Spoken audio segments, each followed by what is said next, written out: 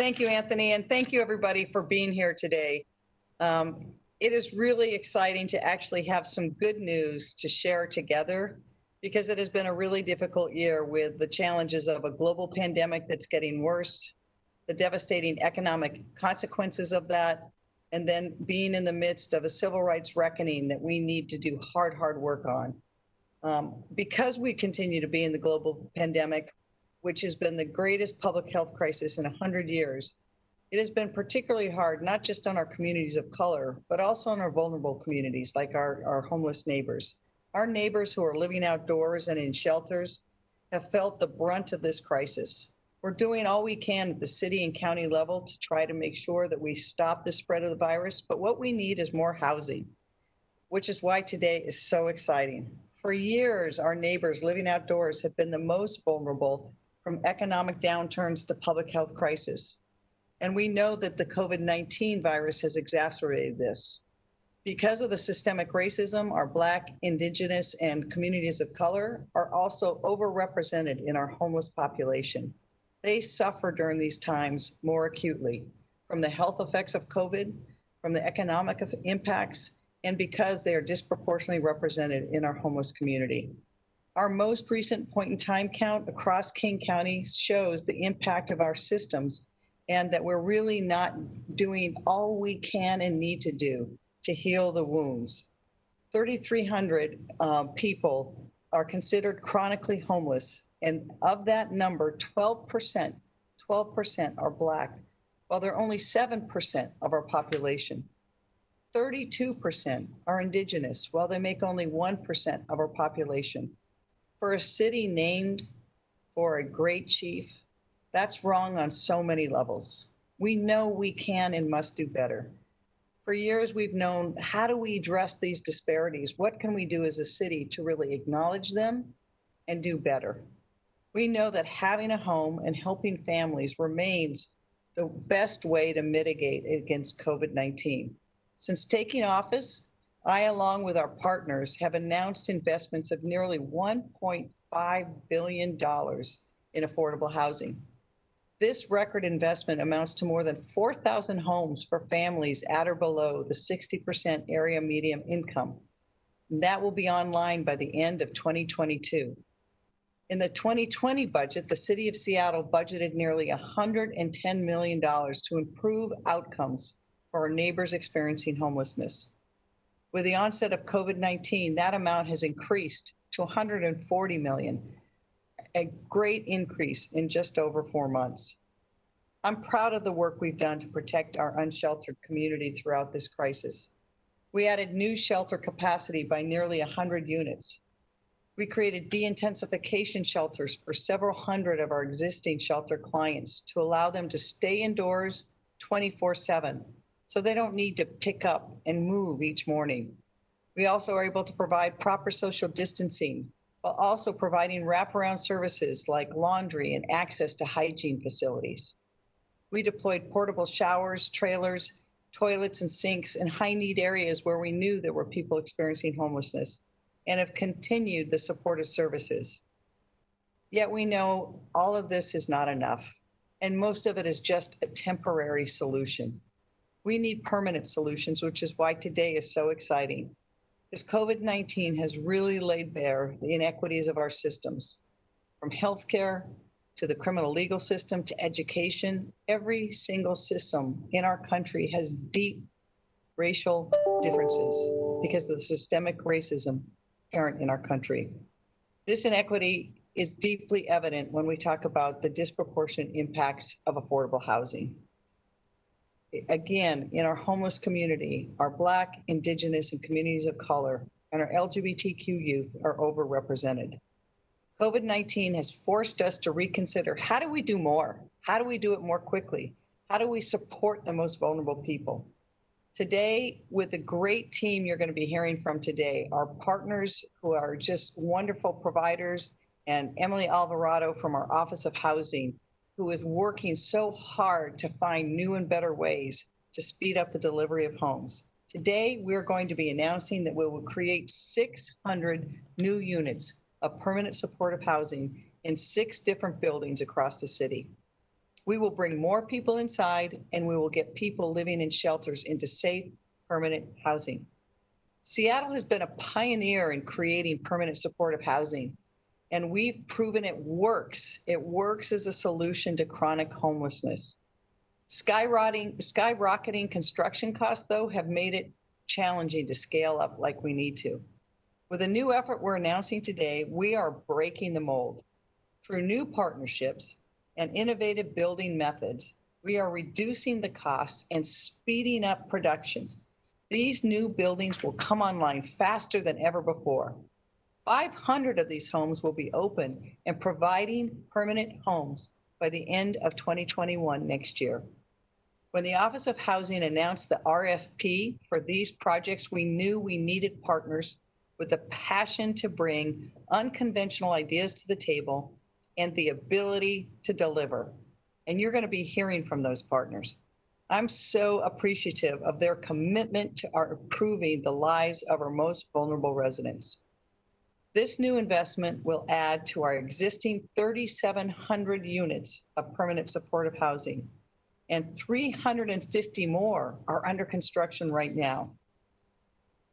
While that's a significant step, we also know that Seattle can't do it alone.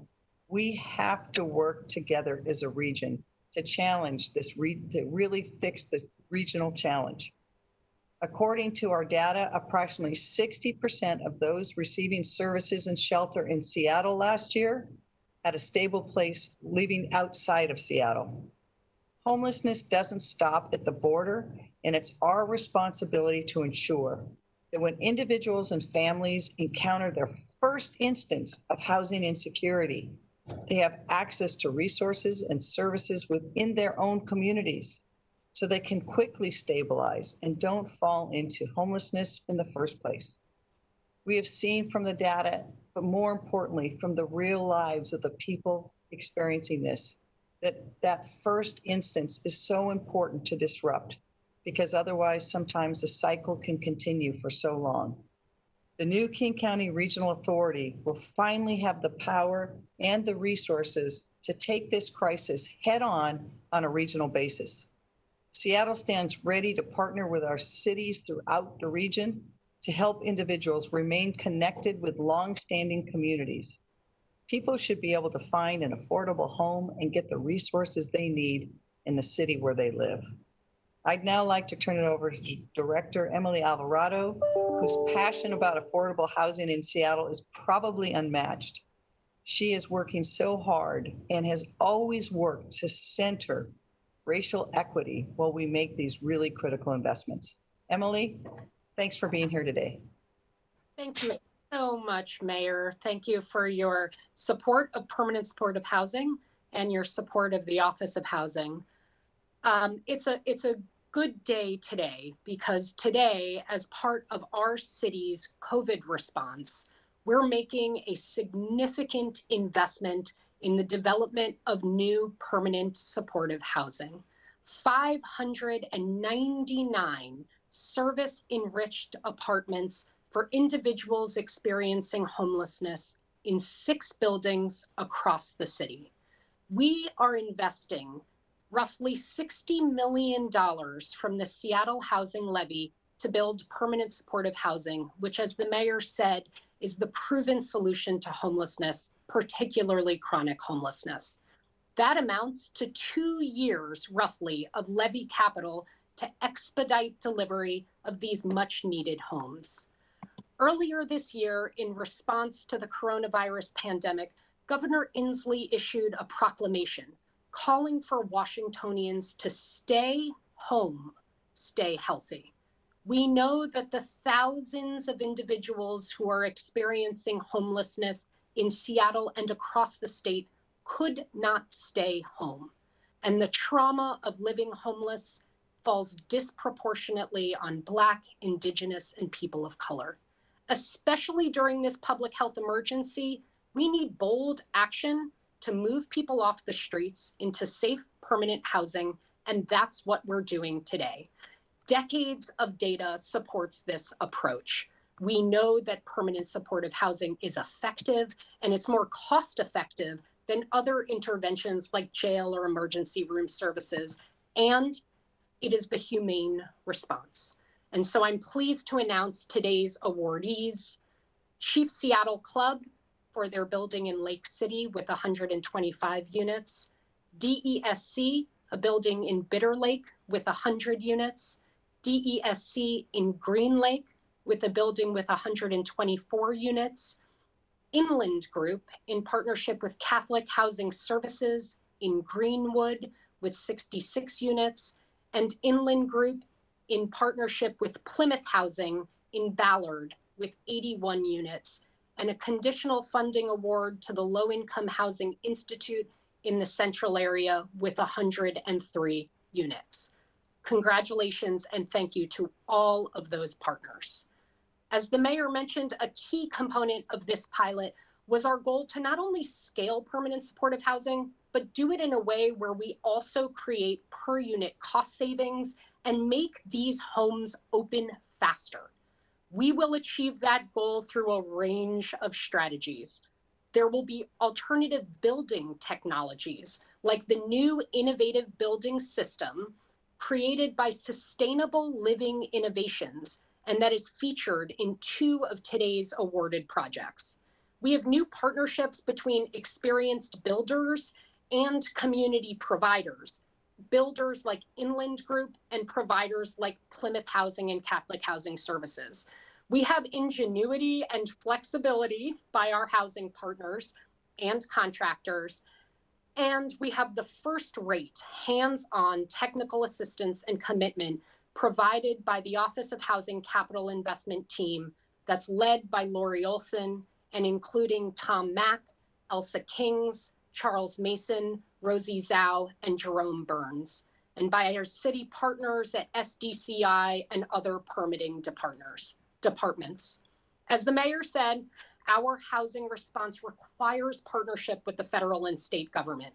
We thank our federal delegation, especially Senator Cantwell, for her deep commitment to the low-income housing tax credit program, and Senator Murray for advocacy on appropriations for homelessness programs. Typically, permanent supportive housing uses federal investments like housing choice vouchers and the McKinney-Vento program, and we will need additional support from our federal government to make sure that these affordable homes serve those who need it most. While this investment doesn't meet the need, it reflects our continued and accelerated progress by Seattle to deliver permanent housing solutions. We look forward to working in collaboration with King County and others to ensure that there is more permanent supportive housing across the region. And I have the pleasure of introducing one of today's awardees for her building, Sacred Medicine House, Executive Director of Chief Seattle Club, and an incredible partner in ending homelessness, Colleen Echohawk. Thank you so much, Emily. And it is truly an honor to get to present today and share with you a little bit about our vision for Sacred Medicine House. And as I begin, I want to just relate to you an incident that happened early on in COVID-19 response. I happened to be at our day center at the Chief Seattle Club and ran into an elderly woman that I knew pretty well. And we started talking about her situation. And I knew she had been in congregate shelter. I said, well, where are you at now? And she said, well, I'm really afraid of being in that congregate shelter.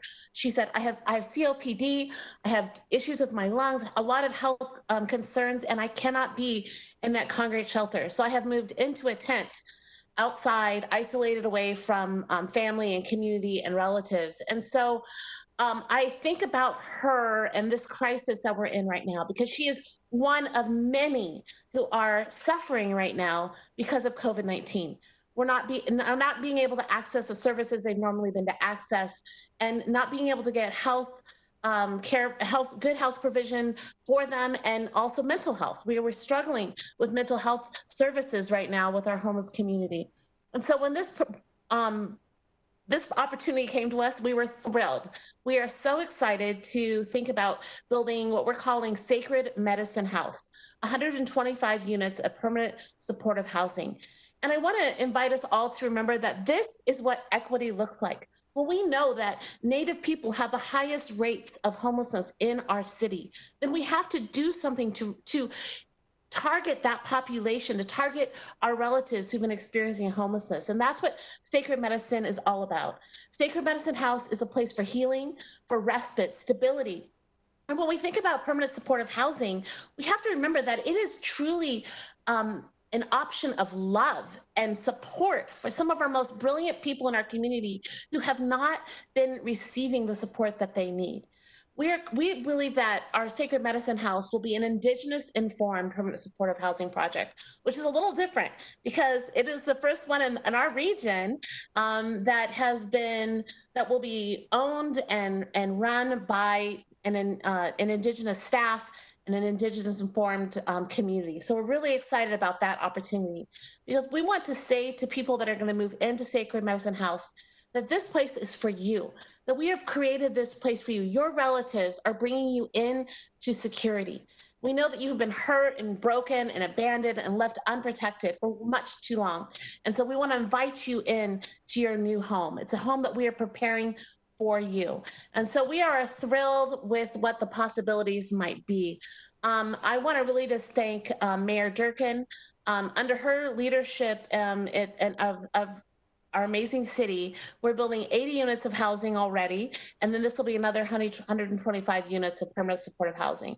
That is incredible. This is what equity looks like, supporting communities who have the capacity, just haven't always had the right money. So we're excited that we're going to get getting this award and get to provide this awesome housing for our relatives. I also just want to quickly thank Sustainable Living Innovations, Lotus Development, the Seattle Club Board of Directors and staff who have just been really settling in with this idea with me. It was unexpected, but we really were excited about what might happen. I also just want to give a huge shout out to Emily and Lori and the team at Office of Housing. What incredible innovation you are bringing forward, and that is exactly what we need. This is a wonderful community and city, and I would like to invite us to remember the original ancestors of this place. Let's remember that long before Denny and Yesler and Boren built cabins and housing here in Seattle, there were strong housing systems that were abundant in this region. Let's remember that Seattle has always been a place for innovation, and we have an opportunity now to innovate in a really exciting way. Let's also remember that we are on the traditional lands of the Coast Salish people, and remember how much we benefit from their land and water. Let's remember that our relationships with each other are sacred medicine, and that we are in difficult times. We heard our mayor say yesterday that this is hard times, and it's true. But our relationships with each other, the way that we care for each other, the way we love each other, that is sacred medicine. And we want to remind all of us that we can be that for each other. Together, we can make a difference for our relatives. So thank you so much. And now it is my honor to introduce Kevonya Elzia. Hi, thank you, Colleen. Yes, my name is Kevonya Elzia. I'm a community health nurse for Neighborcare Health. I'm part of their housing health outreach team. So we are stationed and provide permanent support, provide primary care services within permanent supportive housing. And I've seen the transformative impact a safe, stable, supportive home has on my patients who've been experiencing homelessness. In order for us to breathe mentally, emotionally, and physically, our basic human needs must be met. And the COVID-19 pandemic has exposed the consequences of inequity and systemic racist policies in the US. And addressing and dismantling these systemic racist policies are what healthcare is. Like that is healthcare, like getting rid of these disparities. When we commit to doing this, people can finally have the breathing room to flourish. And the resources and support of permanent supportive housing combined with on-site primary medical care have helped one of my patients in particular who had untreated mental health issues that left him isolated and without a sense of purpose. And by us working together, he began medication management for his mental health issues, started engaging independently with his case management team, began to rediscover the things that he enjoyed and that brought him joy in his life, was able to join the local Y via a program for low-income residents. And prior to COVID kind of taking over our world, was working with an employment specialist to help build his resume. So this work is so important, and it's greatly appreciated. And I just want to say congratulations to all the awardees, and we look forward to partnering with you in the future.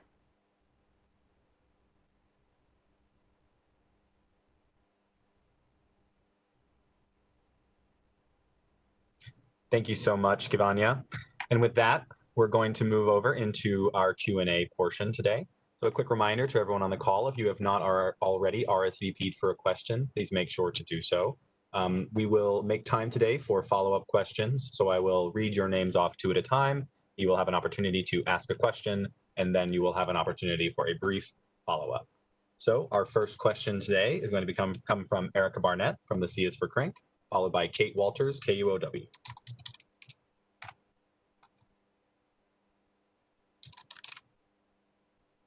Sorry, Erica. For some reason, I am having a hard time spelling your name. There you go. All right. Floor is yours, Erica. Great. Question probably for Emily. How will eligibility for these units be determined? Is this going to be through the coordinated entry process, through referrals from agencies, wait list, or some other method? Great question, Erica. The intention with permanent supportive housing is really to serve our most vulnerable homeless neighbors. And so the idea here is that, as is required by the federal government with COC regulations, we intend to use coordinated entry as a primary system, but we also have a vested interest in ensuring strong racial equity outcomes. And so we imagine that there might be a balanced approach across the buildings where there are also some service provider referrals to ensure that we're both serving vulnerable people and that we meet racial equity outcomes. I'll also mention that, of course, our ability to serve the most vulnerable folks is also important, and it's directed in part by the operating and services funds that we have. So we're going to ensure that we have sufficient operating and services dollars to make sure we can serve those vulnerable people.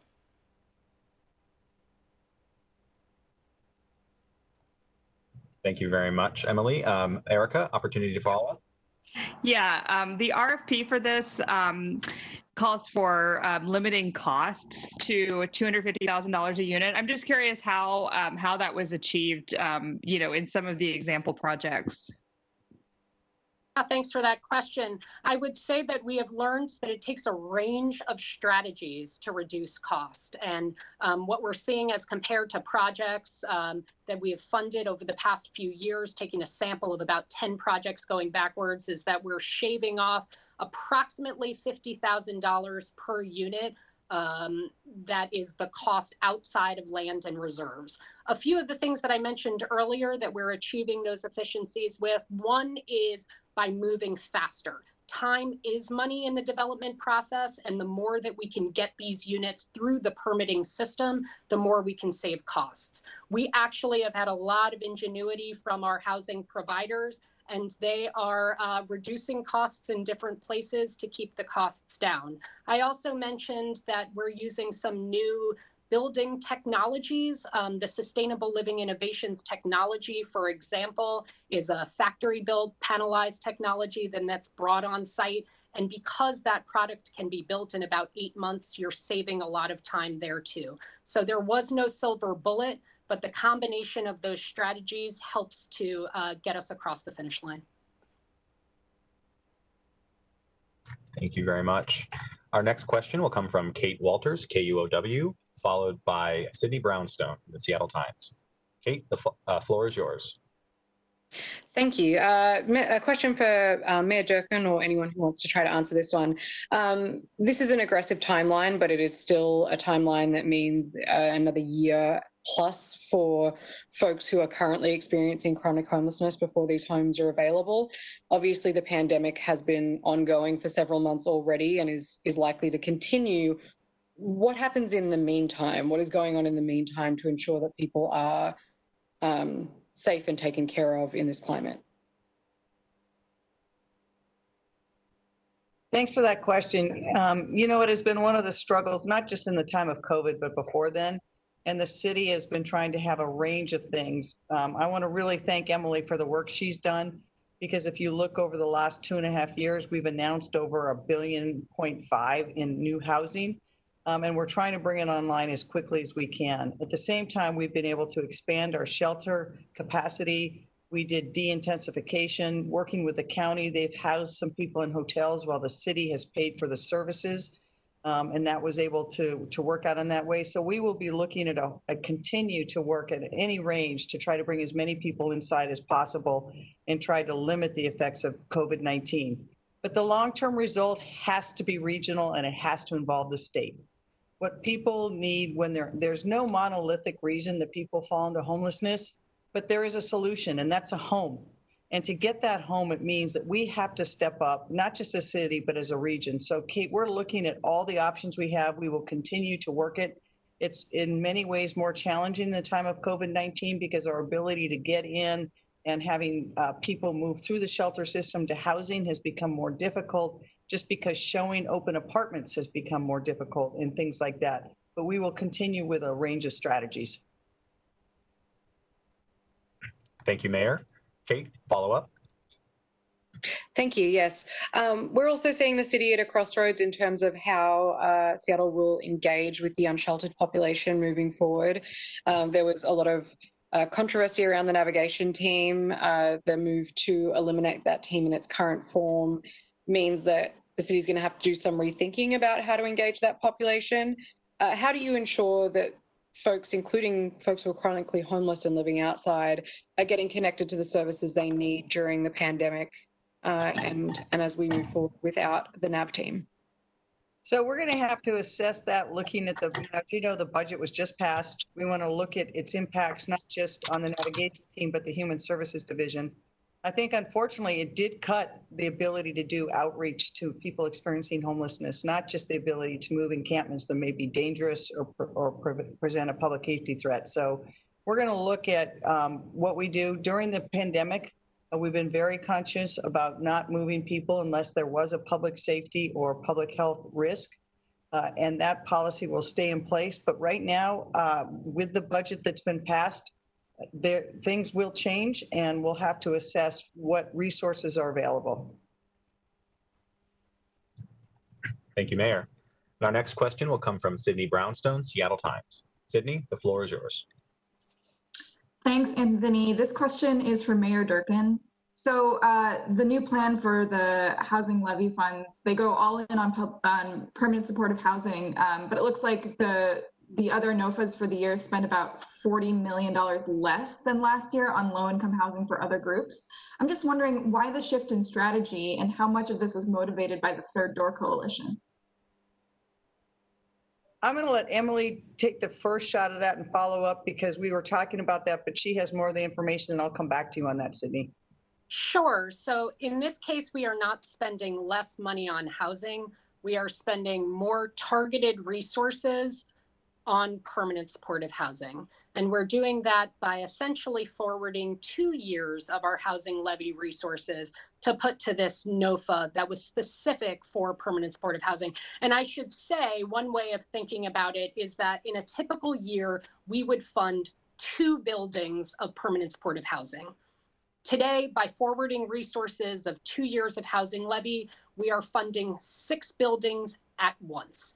And that's to bring these units online faster. We also have moved forward with supporting a range of low-income populations by continuing the other work that we've done. We published a spring NOFA and a fall NOFA that together account for an additional $40 million of investments in low-income housings to support families, low-wage workers, seniors, and people with disabilities. So I would not say that it's a change. The levy policies express that 60% of levy funds combined from capital and operating be spent on supporting extremely low-income households. We're doing so by advancing those resources today to bring the units online. Sydney, did that get you the information you needed? The other part of that question was how much of this was motivated by the Third Door Coalition? So I wouldn't say it's motivated by, but I would say it's in alliance with them in terms of we are aligned on it. We've been pushing this. Obviously, these things don't come together. And Emily and I, every time we talk, I'm like, how much more and how quickly can we get it? You can see her laughing. One reason we went to split the NOFAs is the whole process of waiting and accumulating made the cycle too extended. And we needed to come up with strategies to bring the housing online as quickly as we can and to range in different parts of our city and different populations. And so this announcement, really exciting with the permanent supportive housing. We've made other announcements in the last 2 years where we're really looking in other ways to have strategies, for example, with mixed use housing, because we've had studies that have showed that the outcomes for children living in such housing arrangements can be more positive than others. So you will see us trying to deploy as quickly as we can, as much housing as we can. And by doing that, I think we're showing the other cities in the region, here's a range of things that have worked for us. Pick 2 or 3 of them and get them built in your cities, because we need those other cities to be stepping up. And by having these strategies and the different kinds of projects, people see how you can bring it to market, how you can make it scale, and how you really can provide that essential permanent supportive housing or low-income housing for people. Thank you, Mayor. Thank you, Director Alvarado. Sydney, follow up? Yes, this is another question for the mayor. So you vetoed the council's plan to spend $86 million on COVID relief from emergency reserves. It looks like they're going to decide today to override your veto or try and strike a compromise with you. Would you be willing to compromise on spending from emergency reserves? So I've been willing to collaborate with the council from the outset on this and continue to do that. My concerns that I expressed to them was I wanted to wait so that we could have that kind of collaboration, because we worried that we were going to have a larger budget hole than we did. And we anticipated there might be significant contributions to philanthropy that could cover some of the gap. Unfortunately, the first came true. We now have a $50 million deficit that we didn't know we would have. $25 million this year, $25 million next year, which changes the calculus on how much money we have to have available in our emergency reserves and our rainy day fund. So I'm looking forward to working with council and to collaborate with them so that we can balance both what I see every day, the urgent need to get aid to people. We have in the last 3 months dedicated more direct aid than ever in the history of our city. And we were able to do it very quickly, changing the department by department what their mission was so that we could provide grocery vouchers and meal service, hot meal services, rental assistance, stopping evictions. So the need is acute. I'm very aware of it. And so I'm very much looking forward to collaborating with council on how we can move forward to both make sure that this budget deficit that we have is covered, but that we continue to help people and solve this need. Thank you, Mayor. We have a write-in question from Matt Markovich. Mayor, you mentioned the recent council passage of the rebalancing package and cuts to navigation team. Have you considered vetoing that rebalancing package? We've got to see the whole package when it comes up, Matt, and I don't have anything to announce on that today. Great. Thank you very much, Mayor. And with that, we have reached the end of our Q&A portion. I'd like to turn it back over to you, Mayor, or to Director Alvarado for some closing thoughts. I'm going to give Emily the last word because I want to be able to say thank you to her, but also thank you to our great partners who are on this phone and some of them who are just listening. You know, we have done tremendous amounts since I've been mayor in the number of units we've brought online to really help people experiencing homelessness. We've also increased the size of shelter, and our ability to get more people into long-term housing is greater than it's been before, but we know the need keeps increasing. And one of the things that keeps me up at night is the impacts of COVID-19 and the economic downturn. One reason I did the ban on evictions was we didn't want more people out of their homes. We also said we'd cut off nobody's utilities and try to get them the basic food they need. But we know that long-term, we need housing, housing, housing, housing, housing. And that only comes through the great partnerships that we have with people so that our investments on the city part really can be scaled to help our neighbors today. So I want to thank Emily for all her hard work.